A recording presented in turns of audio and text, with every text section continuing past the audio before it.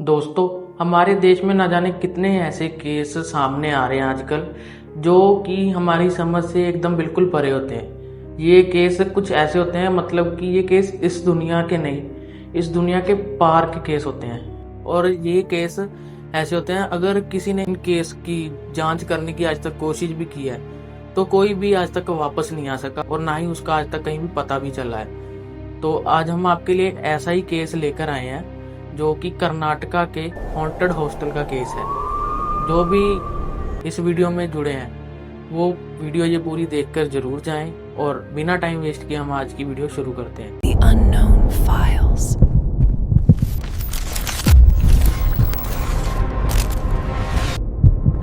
कर्नाटका का एक ऐसा हॉस्टल, अगर वहां पर जो भी कोई गया है वो कभी भी जिंदा लौट कर नहीं आ पाया है।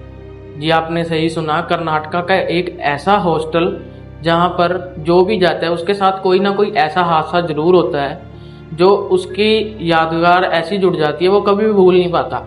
उस हॉस्टल में बस 4 से 5 लोग ही रहते थे। आज जिस कहानी की मैं शुरुआत करने जा रहा हूँ उस कहानी के मेन कैरेक्टर का नाम है जी अंकुश। अंकुश एक बहुत ही शुरू से पढ़ाकू किस्म का लड़का था। उसका पढ़ाई में शुरू से बहुत दिलचस्पी थी और वो पढ़ने के लिए कर्नाटका आया था। कर्नाटका में पढ़ाई वगैरह उसने अपनी कंप्लीट करनी थी, तो वो हॉस्टल में रहता था। जहाँ वो हॉस्टल में रहता था वहाँ पे शोर शराबा बहुत हुआ करता था, तो उसे वहाँ पे पढ़ने में बहुत दिक्कत होती थी। जो उसके दोस्त थे जिनसे वो बातचीत करता था, उसके दोस्त उससे आगे वाली क्लास में थे, मतलब उससे उनकी ग्रेजुएशन हो चुकी थी। तो जो अंकुश होता है वो सोचता है कि इनकी तो अभी ग्रेजुएशन हो गई है तो मेरी अभी रहती है, मुझे थोड़ी मेहनत करनी पड़ेगी, मुझे अपने नंबर वगैरह अच्छे लाकर अपना फ्यूचर सेट करना है। तो मेरे पेपर जब तक ख़त्म नहीं हो जाते तब तक मैं इनका थोड़ा पीछा छोड़ देता हूँ, पढ़ाई में थोड़ा ध्यान दे लेता हूँ। तो जो अंकुश के दोस्त होते हैं वो कहते हैं कि हमारे तो पेपर हो चुके हैं, हमने तो पढ़ाई कर लिया, अब मस्ती वगैरह करेंगे, तो तू भी क्या पढ़ के करेगा, जब तेरी परीक्षा नज़दीक आएगी तब पढ़ लेना, अभी इतने दिन पहले पढ़ के तू क्या कर लेगा। तो अंकुश की यही आदत थी, वो हमेशा से जहाँ भी पढ़ता था वो हमेशा से टॉपर रहा था, वहाँ का अच्छे मार्क्स ही लेके आता था वहाँ से। तो अंकुश कहने लगा कि भाई मैं तो ऐसे नहीं कर सकता, आप इंजॉय करना चाहते हो तो कर लो, मैं नहीं कर सकता। तो उसके दोस्त कह रहे थे कि नहीं, अगर हम भी इंजॉय करेंगे तो तू भी करेगा, हम तुझे ऐसे अकेला नहीं छोड़ेंगे। तो अंकुश सोचने लगा कि अगर मैं इनके साथ रहूँगा तो मेरा पढ़ाई से ध्यान हट जाएगा, तो मैं ऐसे करता हूँ, मैं ना कहीं हॉस्टल और चेंज कर लेता हूँ अपना, जब मेरी परीक्षा वगैरह हो जाएगी तो मैं वापस आ जाऊँगा इनके साथ रहने के लिए। तो अंकुश ये सोच कर ना हॉस्टल वगैरह ढूंढने लग जाता है। वो हॉस्टल वगैरह ढूंढता है, जहाँ भी जाता है अगर किसी से पूछता है, सब हॉस्टल का जो किराया होता है वो बहुत ज़्यादा होता है और इतना वो खर्चा कर नहीं पाता, वो अपने घर से बाहर रहने आया होता है, इतना खर्चा वो कर नहीं पाता। तो वो कहता है कि इतने महंगे होटल तो मैं ले ही नहीं सकता। तो वो फिर उदास होकर आता है। तो उसका जो रूममेट होता है वो कहता है कि क्या हुआ अंकुश, तू इतना उदास क्यों है। तो तभी उस अंकुश उसे बताता है कि ऐसे ऐसे मेरी परीक्षा का समय है, तो मेरे दोस्त ऐसे कह रहे हैं कि हमारे तो परीक्षा वगैरह हो गई है तो हम इंजॉय वगैरह करते हैं, कहीं घूमते हैं, पढ़ाई करके क्या करना। तो मैं ये सोच रहा हूँ कि मैं कहीं और हॉस्टल वगैरह ले लेता हूँ। तो वो कहता है कि ठीक है ले ले हॉस्टल, उसमें क्या है। वो कहता है कि नहीं यार, कि हॉस्टल जो मैं पूछ के आऊँ वहाँ पर तो रेट बहुत ज़्यादा मांग रहे हैं, वो किराया बहुत ज़्यादा है, इतने पैसे मैं अफोर्ड नहीं कर सकता। तो वो कहता है कि यहाँ हमारे पास ही में एक गवर्नमेंट हॉस्टल है, वहाँ पर जाके पता कर ले, वहाँ पर रेट कम है उनका। तो वो कहता है कि ठीक है पता कर लेता हूँ। पर वो उसे ये बात कहता है अंकुश का दोस्त कि याद रखना वहाँ पर कुछ ऐसे हादसे मैंने बहुत ज़्यादा सुने हुए हैं कि जहाँ पर वहाँ पर आज तक जो भी गया है वो कभी भी जिंदा लौट के नहीं आया। तो अंकुश पहले तो उसकी बात को शायद मजाक में समझ रहा था कि मजाक कर रहा होगा, मुझे शायद डराने की कोशिश कर रहा है जी। पर उसका दोस्त कहता है कि मैं इस मामले में मजाक नहीं कर रहा, वहाँ पर तू जब जाएगा तुझे खुद ब खुद भी पता चल जाएगा, वहाँ पर तुझे फील ही ऐसी आएगी। वैसे अगर तू मेरी बात माने तो वहाँ पर जाने को रहने दे, तू यहीं पे कहीं पे देख ले, वहीं पे पढ़ाई कर ले अपनी। पर अंकुश उसकी बात नहीं मानता। वो एक बार कहता है कि मैं देख के तो आऊँ कि क्या बात है, जब तक मैं खुद नहीं देख लूँगा तब तक मैं कैसे मान लूँ। उसे ये होता है कि बस मुझे पढ़कर अपने अच्छे नंबर लाने हैं। तो वो क्या करता है, वो अगले दिन चला जाता है हॉस्टल वगैरह पे जाता है। रिसेप्शन पे बैठा होता है आदमी जिसका नाम सुरेश होता है। सुरेश से वो बातचीत करता है, वो कहता है ऐसे ऐसे मैंने रूम वगैरह लेना है। तो वो कहता है कि हाँ ठीक है, तो वो उसे किराया वगैरह बता देता है। अंकुश को जब किराया पता चलता है वो कहता है कि यार ये तो मेरे बजट में ठीक है मेरे लिए बहुत। पर वो देखता है हॉस्टल पूरा ऐसे सुनसान होता है एकदम, कोई भी मतलब जैसे हॉस्टल होते हैं भीड़ भाड़ वाले, वहाँ पे बच्चे बहुत ज़्यादा होते हैं। वो देख रहा था कि मुश्किल से वहाँ पर 3-4 रूम में लाइटें चल रही थी बस, बाकी सब ऐसे जैसे कि बहुत सालों से वहाँ पर कोई रह नहीं रहा हो, ऐसे हो रहा था। तो सुरेश उसको चाबी पकड़ा देता है। तो अंकुश अपने रूम वगैरह में जाता है। जब वो अपने रूम के बाहर पहुँचता है वो देखता है कि उसके रूम का दरवाजे में जो ताला लगा वो बहुत जैसे कि कितने सालों से खोला ही नहीं, उस पर जंग वगैरह लगा हुआ है, एकदम पुराना पड़ा है। तो वो क्या करता है, वो देखता है इधर उधर देख के, फिर अपना ताला वगैरह खोलता है। वो ज़ोर से दरवाजे पे ऐसे धक्का मार के गेट खोलता है। दरवाज़ा पूरा जाम होता है इसलिए उसे धक्का मार के खोलना पड़ता है। जैसे ही वो अंदर एंटर होता है वो देखता है कि चारों ओर एकदम गंद फैला हुआ है, जाले मकड़ियों के जाले इधर उधर फैले हुए हैं, अंदर घर में पत्ते वगैरह ज़मीन पर बिछे हुए हैं। वो पहले देखता है, वो कहता है कि ये कैसे कमरे हैं, ऐसे लग रहा है जैसे आज तक कि कहीं यहाँ पे साफ़ सफाई नहीं की है। तो वो कहता है कि अब मजबूरी है, मैं क्या करूँ, तो रह ही लेता हूँ। परीक्षा की तो बात है, 1-2 महीने की बात है, 1-2 महीने के बाद फिर से मैं वहाँ चला जाऊँगा तो कोई दिक्कत ही नहीं है। 1-2 महीने एडजस्टमेंट करने की बात है, आधा दिन तो मैं कॉलेज में रहूँगा, सिर्फ रात को सोने ही आना मैंने इधर। तो वो वहाँ पे शिफ्ट कर लेता है अपना, साफ़ सफाई कर वो आराम से स्टडी वगैरह करने के लिए ना जब वो बैठता है, उसके ना जैसे स्टडी टेबल जहाँ पे लगाता है उसके सामने खिड़की होती है। खिड़की जैसे खिड़की से सामने बाहर का व्यू सारा दिख रहा होता है। जैसे हॉस्टल के बाहर दरवाज़ा, जैसे ही उसके दरवाजे के पास खिड़की है वहाँ पे उसका स्टडी टेबल लगा होता है। तो सारा खिड़की से उसे बाहर का दिख रहा होता है, कौन आ रहा है कौन जा रहा है। वैसे वहाँ पे तो वैसे कोई था नहीं, इतना 4-5 कमरे की लाइटें चल रही थी, वहाँ पे भी उसे कन्फर्म नहीं था कि कोई है कि नहीं है। तो वो अपनी पढ़ाई वगैरह शुरू कर देता है। वो जैसे ही पढ़ाई वगैरह शुरू करता है दोपहर के 2 बजते हैं। दोपहर के 2 बजे उसको ना ऐसे धूप में से ऐसे उसके टेबल पे परछाई सी पड़ती है। वो देखता है कि ये क्या है, यहाँ पे कौन है। वो सोचता है कि यहाँ पे तो कोई है भी नहीं इतना, तो ये है खड़ा कौन है। वो डरता डरता थोड़ा सा गेट खोलता है, देखता है। तो वो जब बाहर जाके देखता है तो कोई भी नहीं होता बाहर। जब वो ये सब चीज़ें देखता है तो वो रिसेप्शनिस्ट के पास जाता है। वो सुरेश से पूछता है कि ऐसे ऐसे यहाँ पर कोई और भी रहता है, मैंने मेरे कमरे के बाहर मुझे ऐसा लगा कि कोई आदमी बाहर खड़ा हुआ है। तो सुरेश उसको कहता है कि नहीं नहीं, हमारे तो यहाँ पे ऐसा कुछ नहीं है। वैसे ही हमारे यहाँ पे लोगों ने अफवाहें फैलाई हुई हैं कि जैसे हमारे यहाँ का हॉस्टल का रेट बाकी हॉस्टलों से सस्ता है, इसलिए वहाँ के खुद के ही उनके हॉस्टल वालों के लोगों ने अफवाहें फैलाई हुई है कि इनके ऐसे ऐसे हॉस्टल में कुछ ऐसी एक्टिविटीज़ होती रहती हैं, तो वो हमारी हॉस्टल को बंद कराने के लिए ऐसा करते हैं। तो सुरेश को ये बात सुनकर थोड़ी राहत मिलती है। वो ये किसी तरीके ये बात थोड़ी भुलाने की कोशिश करता है, क्योंकि उसके दोस्त ने भी उसे कहा होता है कि ऐसे ऐसे मैंने भी कई बार सुना है। तो वो ये बात किसी तरीके से हजम करने की कोशिश करता है।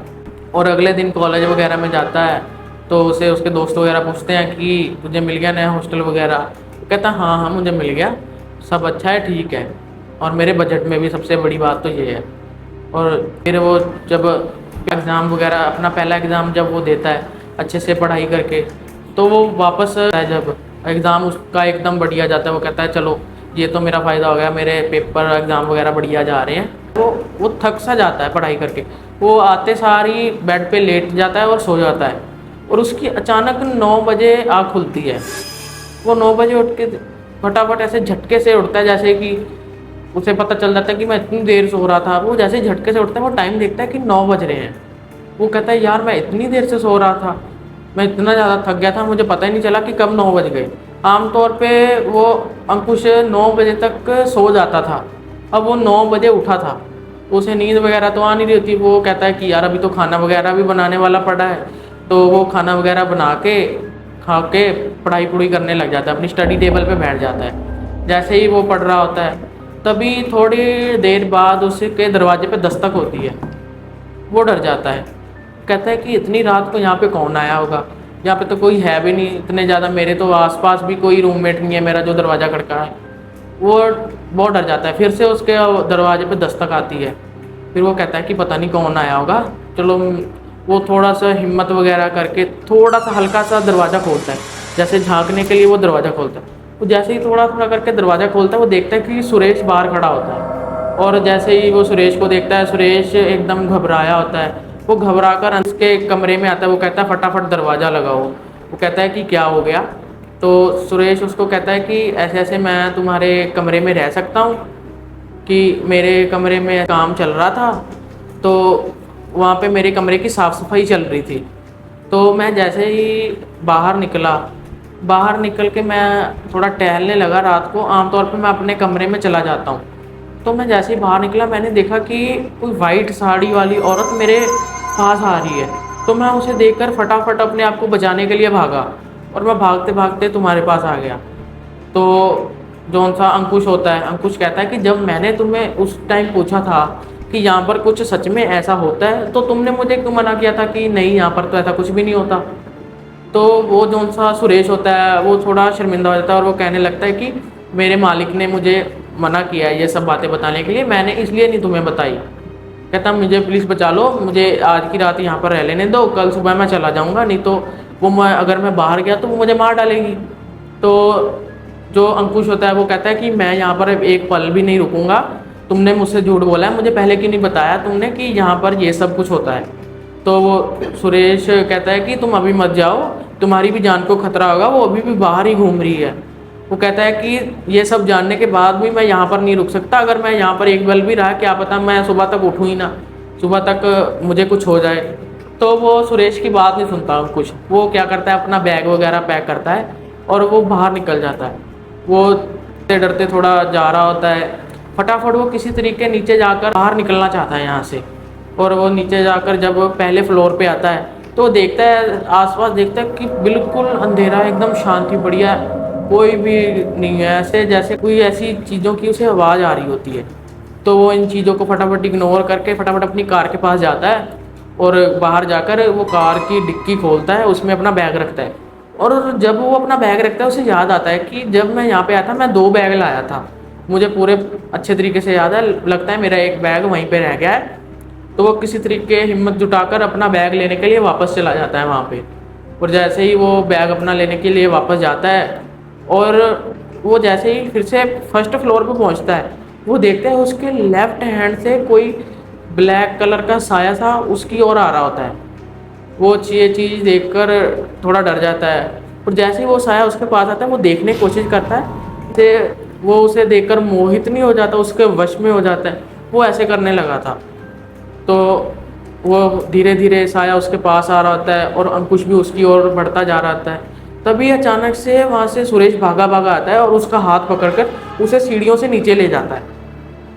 और तभी फटाफट लेकर उसका हाथ पकड़ के उसे नीचे लेकर आता है, और उसे जान बचाकर फटाफट वो दोनों उसकी अंकुश की कार में बैठ जाते हैं और दरवाज़ा लॉक कर लेते हैं।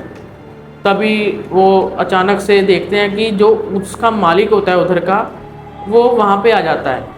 जो उसका सुरेश होता है वो कहता है कि कोई बात नहीं, रहने दो, ये हर बार मैं अपने मालिक को हर बार बचा लेता था इससे, पर इस बार नहीं मैं बचाऊंगा। फिर अंकुश उससे पूछता है कि ऐसा हुआ क्या था कि जो यहाँ पर ये सब चीज़ें हो रही हैं। तो सुरेश उसको बताता है कि मुझे तो ऐसे पता नहीं था, मैं तब यहाँ पर लगा नहीं था काम पर, तब मैं अपने गांव में हुआ करता था। मैंने भी एक बात बताई थी, जो मेरे से पहले यहाँ पे लगा हुआ था उसने बताई थी। वो कहता था कि जब ये हॉस्टल एकदम बढ़िया चलता था, बच्चे वगैरह बहुत बढ़िया थे यहाँ पे, एकदम रौनक होती थी इस हॉस्टल में। और तब हमारे यहाँ पर एक टीचर काम करती थी, वो सारी यहाँ की मेंटेनेंस वगैरह देखती थी। तो हमारे ना सर के साथ उसकी एक दिन लड़ाई हो गई, कोई चीज़ पे आपस में इन दोनों की बहस हुई, और उस मैडम ने क्या किया, उसने ना अपने ऊपर पेट्रोल छिड़क के आग लगा ली। और आसपास जो उनसे बच्चे थे सब देख रहे थे, सबके हॉस्टल के रूम में पानी था, किसी ने भी पानी डालकर आग बुझाने की कोशिश नहीं की। और जॉन से जिसके साथ उनकी बहस हुई थी वो भी देखकर हंस रहे थे उन्हें। तो तब उस दिन के बाद ही यहाँ पर ये हादसे वगैरह होने शुरू हो गए, और धीरे धीरे बच्चे इस हॉस्टल को छोड़कर जाने लगे। तो वो कहता अच्छा, तो कहता उन्हें बचाना चाहिए हमें, अंकुश कहता है कि हमें उधर नहीं जाने देना चाहिए। तो सुरेश कहता है इन्हें जाने दो, कहता मैंने इन्हें कितनी बार कहा है कि इसको, इस हॉस्टल को तोड़वा दो, यहाँ पर लोगों की जान से हमें नहीं खेलना चाहिए। कहता ये सिर्फ थोड़े से पैसों के लिए लोगों की जान खतरे में डाल रहा है। कहता मैंने कितनी बार इन्हें इस मुसीबत से बचाया है, कहता पर अब मैं इन्हें नहीं बचाऊंगा। कहता सबको ये पता है कि आज तक आत्मा और इंसान के बीच में हमेशा आत्मा ही जीती है, कोई भी ऐसी चीज़ नहीं है जो उन्हें हरा सके। तो कहता मैंने इन्हें कहा भी था कि इसको तोड़वा देते हैं, हम किसी की जान के साथ नहीं खेलना चाहिए। तो इन्होंने मेरी बात सुनी नहीं, अब इनको भी भुगतने दो, इन्हें भी पता चले। तो उस दिन के बाद किसी को भी आज तक कुछ नहीं पता चला कि उस जो हॉस्टल का मालिक था उसके साथ हुआ क्या। तो हमें भी इतनी इन्फॉर्मेशन पता चली थी, जो हमें पता चला हमने आपके सामने ये स्टोरी ज़रूर रखी है। और अगर ये वीडियो अच्छी लगी हो तो वीडियो को लाइक ज़रूर करें और चैनल को सब्सक्राइब ज़रूर करें, ताकि हम आपके लिए ऐसी horror videos, real horror videos आपके लिए लाते रहें। और मिलते हैं नेक्स्ट वीडियो में। जय हिंद।